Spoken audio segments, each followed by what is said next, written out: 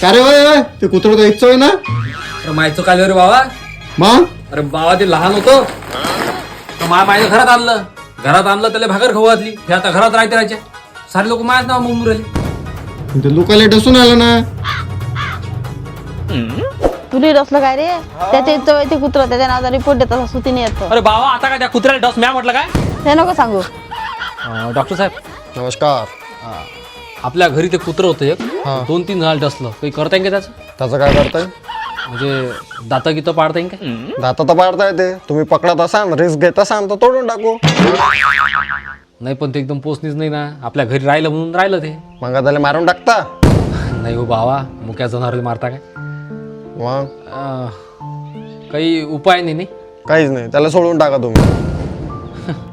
हे तर असंच झालं. बाकी गावात लोक आपल्या गावात आणून कुत्रे सोडते, आपण त्याच्या गावात जाऊन सोडा.